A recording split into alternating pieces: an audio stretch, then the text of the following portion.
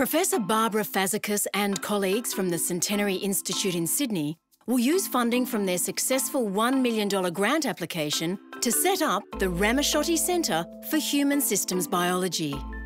Central to this facility will be a machine called a CyTOF, which analyses single cells from blood, tumour and other tissue samples.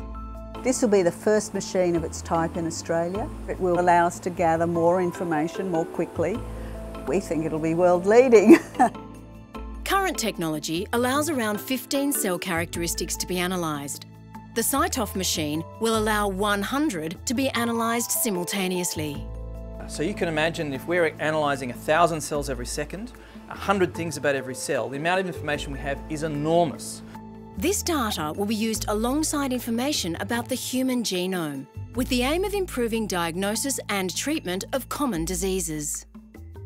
Myself, I will be using it mainly to look at the immune system, and so particularly with focus on allergic disease and autoimmune disease such as type 1 diabetes, MS, rheumatoid arthritis and so on.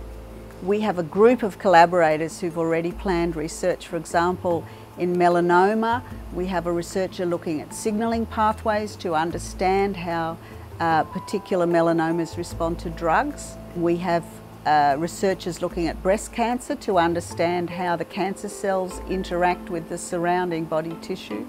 And projects like that will help us to understand the heterogeneity of tumours and to be able to predict how they'll behave when treated. Scientific partners from Australia and around the world will be invited to use the new facility. The aim is basically to make the best possible technology available to everyone.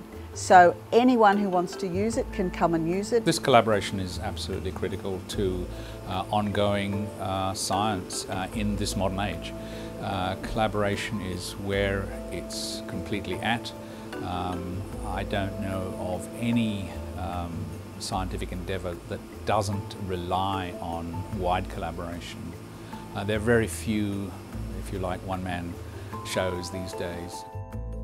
Professor Fazekas believes philanthropy is absolutely crucial to modern medical research. It's not only that it provides a safety net, if you like, of funding which takes up the slack that the government can't possibly provide, but also it provides opportunity for innovation in funding, which we don't see so much in government funding.